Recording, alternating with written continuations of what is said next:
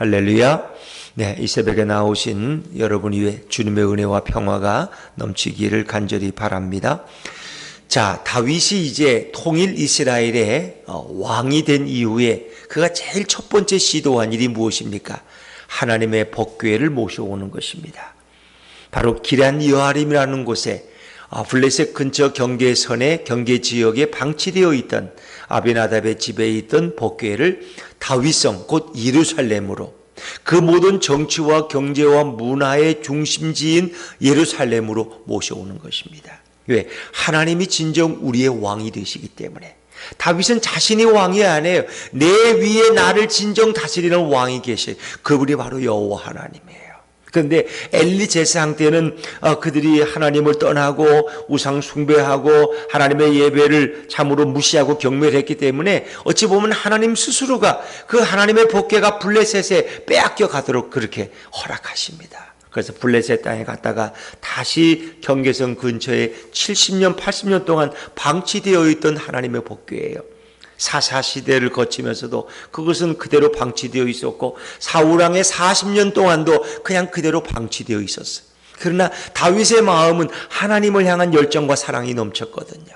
하나님의 법궤, 하나님의 보호자 되신 그 언약궤를 내가 예루살렘 성전 가장 중심에 모셔야 되겠다. 그래서 그것을 모셔오려고 시도했지만 그것은 보기 좋게 실패했습니다. 왜? 하나님의 법대로 하지 않았기 때문에.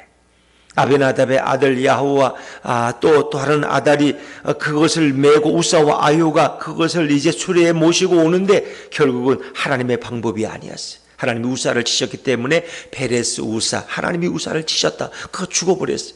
다윗은 너무너무 서글프고 충격을 받아서 그걸 오베데돔의 집에 남겨놓고 그냥 돌아왔어요. 자, 그리고 내가 어떻게 하나님의 법궤를 모셔올까? 근데 이제 3개월 후에 놀라운 소식을 듣게 됐어요. 그것은 바로 오베데돔의 집에 하나님이 엄청난 복을 주셨다는 거예요. 자, 12절 말씀을 다시 한번 읽어봅니다. 12절입니다. 시작. 어떤 사람이 다윗 왕에게 아뢰어 이르되 여호와께서 하나님의 궤로 말미암아 오벳에돔의 집과 그의 모든 소유에 복을 주셨다 한지라. 다윗이 가서 하나님의 궤를 기쁨으로 메고 오벳에돔의 집에서 다윗 성으로 올라갈세. 다윗은 그때 깨달았어요. 하나님께서는 진노하신 것이 아니라 우리 민족에게 복을 주려고 하는데 내가 이 율법의 이 규례를 잘 몰라서 이렇게 하나님 앞에 큰 잘못을 행했구나. 내가 얼른 그 하나님의 법궤를 예루살렘 성 중심에 모셔야지 정말 이 도성이 복을 받고 이 나라가 복을 받겠구나. 그걸 다윗이 깨달아요. 왜? 오베데돔의 집에 복을 주시니까 그냥 그 집에 모셔놓기만 했는데도 그 집에 복을 주셔서 그 복이 모든 사람에게 증거되었다는 거예요. 그래서 다윗도 영적인 열심과 영적인 그 욕심이 있잖아요. 그래서 하나님의 법궤를 빨리 모셔야 되겠다. 근데 이번에는 그가 율법을 철저히 연구해서 이제 하나님의 방법대로 하나님의 명령대로 그 법궤를 모셔오기 시작하는 거예요. 자, 그것이 13절 14절 말씀이에요. 13절 14절 같이 읽죠. 시작. 여호와의 궤를 맨 사람들이 6걸음을 가매 다윗이 소와 살찐 송아지로 제사를 드리고 다윗이 여호와 앞에서 힘을 다하여 춤을 추는데 그때 다윗이 배 에봇을 입었더라. 여호와의 궤를 맨, 이제는 수레에 모시는 게 아니에요. 궤를 맨 사람. 민수기 4장 5절 이하의 이 말씀처럼 이제 레위인 중에서도 특별히 성별된 고핫 자손들이 이제 어깨에 직접 하나님의 법궤를 메고 옮기는 거예요. 6걸음을 가서는 다시 소와 살찐 송아지로 제사를 드리고 또 6걸음을 가고 이렇게 정성을 다해서 하나님의 법궤를 예루살렘으로 모셔드리는 거예요. 다윗은 그것이 너무 좋아서 힘을 다해 춤을 추고 그리고 그가 옷을 배 에봇을 입었더라. 이 배 에봇은 제사장들이 입는 옷이에요. 근데 그가 화려한 왕복을 벗어버렸어요. 왜? 백성의 존경과 인정을 받는 왕복을 벗어버리고, 왜? 나보다 더 높으신 하나님 왕이 오시는데 내가 감히 왕복을 입어 말이 안 되지. 그 하나님 앞에 나도 평범한 백성에 불과한 거예요. 그래서 제사장들이 있는 평범한 배 에봇을 입고 하나님 앞에 너무 기뻐 춤을 추며 노래했다는 것입니다. 그리고 온 백성이 즐거워하면서 하나님을 찬양하는 모습. 그러니까 하나님은 오늘도 우리에게 찬양받기를 원하시는 것을 믿으시기 바랍니다. 하나님이 우리를 지으신 목적이 뭐예요? 내가 그 백성으로 인하여 찬양받기 원합니다. 교회를 세우시는 목적이 뭐예요? 우리가 그 백성을 통해 찬양받기 위함인 거예요. 우리가 하나님을 찬양해야 돼. 그러니까 하나님을 찬양한다는 것은 예수님을 찬양하는 것이고 예수님을 높이는 거예요. 여러분들은 이 예수님과 하나님을 잘 구분을 못해. 그래서 그냥 하나님께 기도하고 하나님을 찬양하면 되지 뭐 꼭 예수님을 찬양해야 되냐 그렇게 말해요. 그런데 여러분이 이제 우리가 기독교 역사를 보면은 유대인들은 지금도 하나님을 찬양하죠. 하나님 찬양해요. 그런데 그들이 왜 구원 못 받느냐? 예수님이 없기 때문에. 이 땅에 오신 하나님의 아들 메시아이신 예수님을 그들은 인정하지 않아요. 그러니까 예수를 찾지 않아. 예수님으로 구원받는 걸 그들은 몰라요. 성경은 분명히 말씀하잖아요. 나는 길이요 진리요 생명이니 나로 말미암지 않고는 아버지께로 올 자가 없느니라. 사도행전 4장 12절 천하 만민의 예수 그리스도 이름 외에는 구원받을 이름을 주신 게 없다는 거예요. 그걸 오해하고 있어요. 그래서 꼭 목사님은 자꾸 왜 예수님만 찬양하라 그래? 전능하신 하나님을 찬양하면 다 그게 그거지 이렇게 얘기하는데 아니에요. 유대인들도 하나님을 찬양한다는 거 아세요? 율법을 섬기니까 그들은 하나님 근데 그들은 예수가 없어요. 그게 진정한 구원이 없다는 거예요, 유대인들에게는. 또 제가 며칠 전에도 말씀드렸지만 이 이슬람을 섬기는 무슬림들, 그들은 알라신이라 알라신을 섬겨요. 근데 그 알라라는 건 원래는 하나님이라는 것과 같은 뜻이에요. 그들도 예수를 존중한대요. 그러나 인간 예수로서 선지자로 순종이지 구원주가 아니에요. 그래서 이슬람 사람들에게는 구원이 없는 거예요. 그들은 알라를 찾는데 그 알라는 원어를 따지면 그게 하나님이에요. 그게 실제 꼽트 기독교인들은 오늘도 하나님 여호와 하나님을 알라 신이여 이렇게 하나님을 알라라고 그들의 습관이 그렇거든요. 같은 뜻이에요. 그런데 이슬람 사람들이나 유대인들이나 결국 끝으로 보면 다 한 뿌리고 아브라함의 후손들이지만 왜 구원받지 못하냐? 예수가 없다는 거예요. 하나님은 여호와 하나님은 바로 예수 그리스도를 보내서 그로 하여금 인간이 구원받고 인간이 하나님을 찬양하도록 예수님을 통해서 하나님이 영광 받으시는 줄로 믿으시기 바랍니다. 그걸 아셔야 돼요. 삼위일체 하나님은 예수님이나 하나님의 성령님이나 한 분이에요. 예수님은 오늘 성령으로 우리에게 함께 계신 거예요. 그러니까 예수님이 계신 거예요. 내가 가면 너희에게 성령을 보내줄 것이다. 보혜사 성령을 보내준다는 거예요. 그건 다 예수님이 오신 것과 동일한 거예요. 삼위일체 하나님은 한 분이에요. 하나님을 찬양하는 것이 곧 예수님을 찬양하는 거예요. 그래서 제가 여러분에게 자꾸 예수님을 강조하는 것이 성경 전체는 예수님을 가리키고 있다. 구약의 창세기부터 말라기는 다 예수님에 관한 책이다. 여러분이 찬송을 읽어보면 1장부터 마지막 장까지가 다 예수님을 찬양하고 있다. 근데 우리는 그걸 예수를 모르고 찬송할 때만 예수를 찾고 성경 설교할 때는 아브라함의 믿음이나 본받으라고 그러고 다윗의 훌륭한 이 어린아이 같은 믿음을 본받으라고 그러고 다윗을 찬양해요. 다윗을 노래해요. 아브라함을 노래해요. 아니에요. 아브라함과 다윗의 본문을 가지고도 우린 예수님을 설교해야 돼요. 왜? 예수님이 우리의 구원이지 다윗이 우리에게 구원을 주는 게 아니에요. 아브라함이 우리에게 구원을 주는 게 아니에요. 그들은 그저 이 땅에서 살아간 믿음의 조상들에 불과하고 그들이 이 땅에 오실 메시아의 그림자가 되는 것뿐이지 우리는 그들을 통해서 예수님을 설교해요. 왜? 예수 그리스도 외에는 구원이 없기 때문에. 다윗은 우리에게 구원을 못 줘요. 아브라함은 구원을 줄 수 없어요. 하나님이 우리에게 구원 받도록 주신 그 능력의 이름, 그 전능하신 이름, 그 유일한 이름은 예수 그리스도인 줄로 믿으시기 바랍니다. 예수님의 또 다른 이름은 뭐예요? 임마누엘이라는 임마누엘. 그 이름을 임마누엘이라 하리라. 하나님이 우리와 함께 하신다. 예수님이 이 땅에 오신 것은 하나님이 우리와 함께 하시는 거예요. 이제 그걸 알았기 때문에 다윗과 온 이스라엘 백성들은 나팔을 불며 하나님을 찬양하고 영광을 올려드리는 거예요. 얼마나 아름다운 모습이에요. 주님 오늘도 우리에게 영광 받기를 원하세요. 그래서 이 찬양이라는 건 꼭 노래 부르는 것만 찬양은 아니에요. 우리 입술로 주님을 찬양해요. 주님을 찬양합니다. 주님을 높여드리는 거예요. 입술로도 주님을 찬양할 수 있어요. 얼마든지. 근데 우리 입술이 주님을 찬양하지 않고 엉뚱한 말만 하고 다니면 주님이 얼마나 섭섭하시겠어요. 사람을 높이고 제가 늘 얘기하잖아요. 장로님 은퇴식에 갔는데 그 장로님 칭찬만 해대더라. 거기 순서 맡은 분들이 다 그냥. 그럼 장로님이 영광 다 받으면 예수님은 어떻게 영광 받아? 그 예전에 방탕하던 분을 예수님이 교회로 이끄셔서 성령을 부어주셔서 이렇게 좋은 장로님이 되도록 축복하셨는데, 그래서 훌륭한 장로님으로 계시다가 이제 선임 장로로 있다가 은퇴를 했는데, 그 장로님만 칭찬해. 장로님께 영광을 다 돌려. 그러면 예수님은 어디서 영광을 받아? 그게 제가 잘못됐다는 거예요, 그게. 목사님이 30년 동안 한 교회를 개척해서 이제 훌륭한 교회를 이루고 은퇴하는데, 그 목사님께 다 칭송과 환호를 다 보내. 저 목사님은 열심히 있고, 저 목사님은 새벽기도도 빠진 적 없고, 저 목사님은 길 갈 때마다 전도하고, 저 목사님은 헌금을 얼마나 많이 바치고. 목사님만 찬양해. 그럼 예수님이 기뻐하겠어? 안 그래요, 여러분? 예수님께 영광을 해. 목사님이 저렇게 30년 동안 훌륭한 목회를 할 수 있도록 예수님이 도우시고 힘주시고 능력 주시고 은혜를 부어주신 우리 주님을 찬양합니다. 할렐루야. 여러분, 가정에서도 우리 주님을 찬양해야 되는 거예요. 너희 할아버지가 돈을 잘 벌어놔서 너희가 편하게 사는 거야, 이렇게 얘기하면 안 되죠. 아버지가 똑똑해서 이렇게 돈을 많이 벌어서 너희 자손들이 편안하게 사니 얼마나 좋냐. 우리 집은 결혼할 때마다 아파트 한 채 사주는데 이게 다 아버지의 은혜야. 아버지의 은혜가 아니라 하나님의 은혜라니까요. 우리 아버지가 이렇게 돈을 잘 벌 수 있도록 지혜를 주시고 은혜를 주시는 우리 예수님이 얼마나 존귀한 분이냐. 우리 가정은 잘 되려면 자손 만대가 예수님을 찬양하고 예수님을 높여야 된다. 이래야지 말이에요. 그렇지 않습니까, 여러분? 그래서 다윗은 모든 영광을 우리 하나님께, 예수님께 올려드리는 거예요. 하나님의 복귀의 그것은 곧 하나님의 임재고 예수님의 임재예요. 근데 이제 그걸 보고 업신여기는 여인이 있었어요. 그가 바로 미갈이란 여인이죠.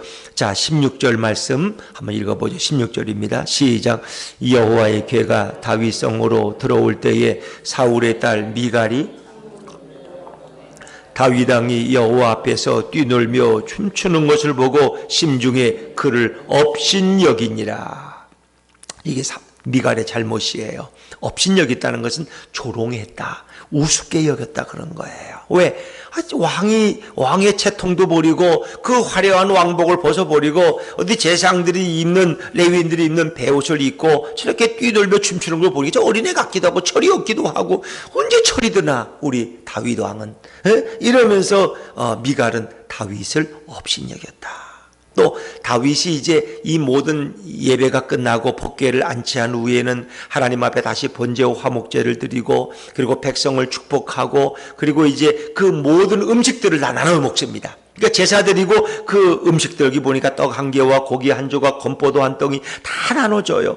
그래서 이제 그걸 가지고 또 와서 집에서 가족들과 나눠 먹으면서 또 가족을 축복하는 거예요. 그 다윗도 그 이제 모든 제사를 마치고 법궤를 안치하고 너무 좋아서 그 모든 음식을 가지고 이제 집에 와서 미갈과 자녀들과 함께 하나님께 영광을 돌리며 자녀들을 축복하고 그리고 기뻐하려고 했단 말이에요. 근데 오늘 미갈이 뭐라고 집에 들어오는 다윗에게 뭐라고 말하는지 보세요, 여러분. 이게 잘못이에요. 자, 20절 말씀, 20절입니다. 20절 시작. 다윗이 자기의 가족에게 축복하러 돌아오매 사울의 딸 미갈이 나와서 다윗을 맞으며 이르되 이스라엘 왕이 오늘 어떻게 영화로우신지 방탕한 자가 염치 없이 자기의 몸을 드러내는 것처럼 오늘 그의 신복의 계집종의 눈앞에서 몸을 드러내셨도다 하니 아멘. 다윗은 지금 은혜를 충만히 받아가지고 먹을 걸 제사 음식을 가지고 가족에게 축복하러 왔는데 미갈이 다윗을 뭐라고 조롱하냐 말이에요. 우리도 그럴 수 있어요. 아내들도 집에서 이렇게 있다가 남편이 어느 날은 일찍 퇴근했어. 늘 9시 넘어 퇴근했는데 또 어느 날은 술도 취해서 늘 들어오는데 오늘은 맨정신으로 오후 3시에 퇴근을 한 거야. 그럼 얼마나 기적적인 일이야. 여보 할렐루야, 이렇게 일찍 올 날도 있네. 여보 우리 산책하고 오늘 저녁 맛있게 먹읍시다. 얼마나 좋아. 어떻게 일찍 왔어? 잘린 거 아니야? 또 잘린 거? 오늘 해가 서쪽에서 뜨겠네. 어떻게 이렇게 무슨 바람이 들어가지고 이렇게 3시에 집에 왔어? 이렇게 놀린다면 안 되잖아요. 또 매일 술을 드시고 이렇게 얼굴이 벌게가지고 왔는데 오늘은 맑은 얼굴로 이렇게 참외도 사가지고 오면은 세상 편하겠다, 편하겠어. 어떻게 당신이 제정신으로 들어왔어? 이러면 안 되죠.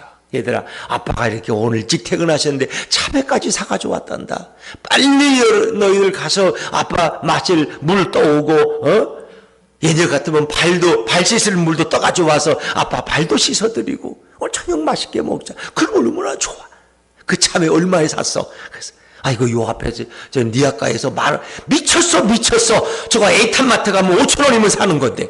예? 이래가지고 그러지 말고 그저 오랜만에 한번 사오면 얼마나 좋아요. 우리 아빠 참외 사오신 거 맛있게 먹자. 아빠가 사오니까 더 맛있다 야. 이렇게 해야 되는데 이제 어떤 아내들은 꼭 아빠가 안 하던 행동을 하면 빈정돼. 비웃어. 그 남편을 우습게 하는 거야. 쉽게 말하면. 왜? 남편이라는 건 가정의 머리고 가정의 재상인데 우리 남편들 이렇게 하면 안 되죠. 남편이 오시면 저녁도 잘 대접해야 되는데 우리 아내한테가 들으라고 지금 하는 얘기예요. 그래서 남편이 이렇게 하나님 같은 남편이 오면 잘 대접을 해야 되는데 요즘 아내들은 그렇지가 않아요. 뭐 밥을 지금 몇 시인데 밥을 차려줘? 저녁이나 먹고 오지. 지금 이 시간에 무슨 밥이 어디 있어. 가차라니까 그냥 자. 그리고 아들이 11시에 들어오면 야 저녁 안 먹었냐? 아이고 이 녀석아 저녁 안 먹어도 빨리 와. 그거 기다려. 엄마가 빨리 해줄게. 20분이면 급속으로 된다 야. 밥 먹고 자. 어떻게 배고픈데 자니? 아들이 들어오면 밥을 챙기고 난리. 남편이 오면은 밥도 안 먹고 왔냐고 그러면서 그냥 오늘은 그냥 자라고 나도 귀찮다고 이러면 안 된다는 거예요. 오늘 미갈이 남편을 축복해야 돼요. 다윗 왕을 낳기 남편이니까 그것도 또 다른 남자에게 갔다가 다윗이 또 빼앗아 왔어. 얼마나 고마워. 그러면 잘해야 되는데 이렇게 미갈의 마음속에 교만한 마음이 있어요. 나는 사울에게 딸이고 너는 저 미천한 목동 출신 아니냐. 너가 어떻게 운이 좋아가지고 이렇게 왕의 사랑을 받고 이렇게 사위가 됐지만 너보단 내가 높다는 거예요. 그래서 이상하게 교만기가 있어요. 그러면서 뭐라 그래요?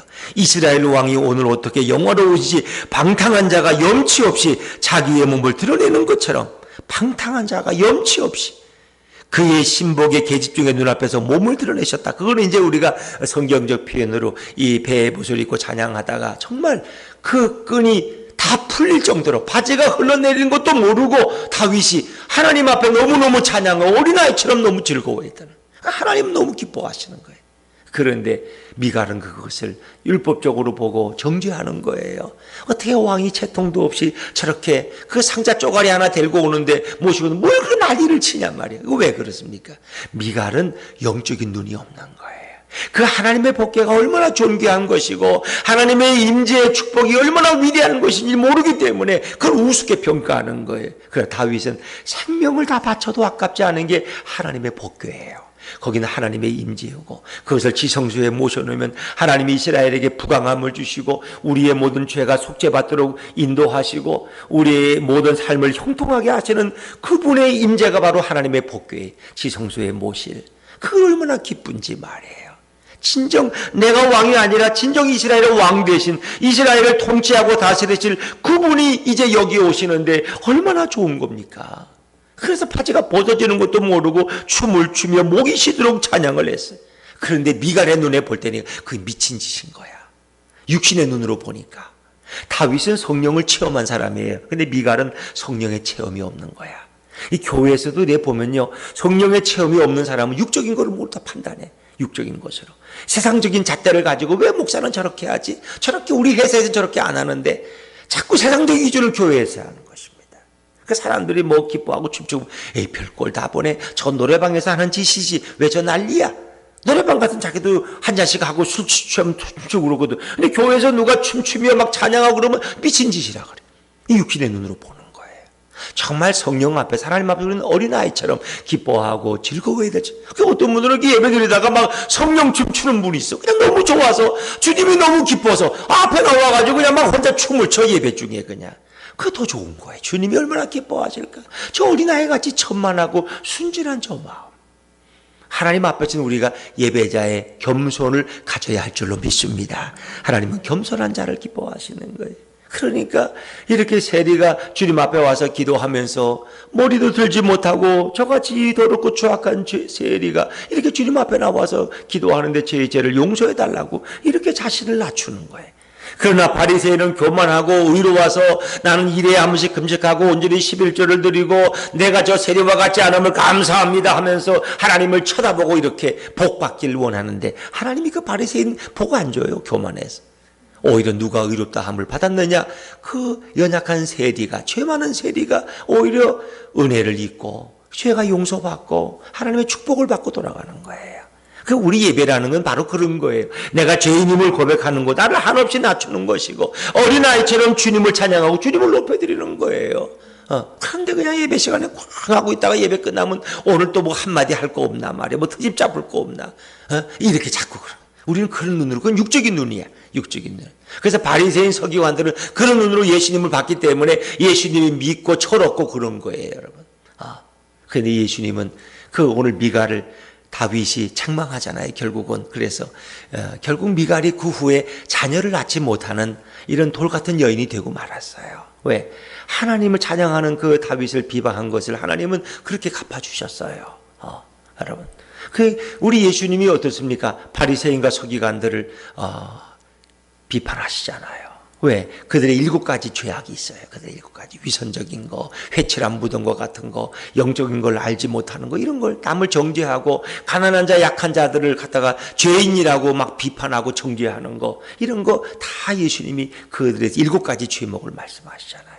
그 마치 다윗이 미갈을 책망하는 것과 동일한 거예요. 또 오늘 다윗이 이 법궤에 모시면서 이렇게 기뻐하고 즐거워하는 것은 하나님의 뜻이 이루어질 때 예수님이 기뻐하는 것도 같아요.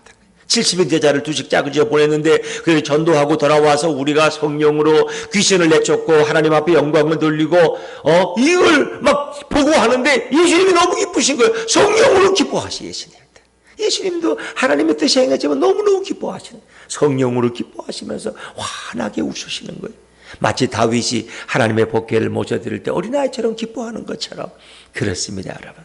오늘 성경은 바로 예수님의 뜻대로 살 때 주님은 너무너무 기뻐하시는 주님, 너무너무 우리를 축복하시길 기뻐하시는 주님. 그러나 우리가 주님께 영광을 돌리지 않고 이 형제를 정죄하고 율법대로 살려고 그렇게 했을 때, 우리는 율법이라는 것은 뭐예요? 우리가 율법으로는 구원받지 못하는 걸 깨닫게 하는 게 율법이야. 그렇기 때문에 율법을 지키다 안 되니까 결국은 어떻게 해요? 이제 안 되는데요. 그래, 안 되지. 너희는 율법으로 구원받을, 율법을 지킬 자가 없어. 내가 보내준 예수 그리스도를 믿는 자마다 구원을 받을 것이다. 예수님을 통해서 구원받는 길을 열어준 거예요. 예수님을 통해서. 그래서 예수님이 얼마나 존귀한지. 오늘도 다윗이 법궤를 성중앙에 모셔드리는 것은 예수님을 모신 자의 기쁨이에요. 우리 마음 중심에, 우리 가정의 아랫목에 예수님을 주인으로 모셔드리면 주님이 그 오베데돔의 집에 복을 주셨던 그 축복을 여러분의 가정에도 허락하실 줄로 믿습니다. 정치, 경제, 문화, 사회 모든 교육에 예수님이 중심이 돼야 돼. 우리 사회도 정말 잘 되는 나라는. 그런데 우리도 마찬가지. 우리의 생각과 모든 것이 예수님 중심이 될 때, 예수님이 주인이시고 예수님이 진정 내 인생의 왕이 될 때 이런 놀라운 복을 부어주시는 거예요. 오늘도 예수님을 모시고 주님과 동행하는 축복의 인생, 영적인 인생들 다 되시기를 주 이름으로 축원합니다. 기도하겠습니다.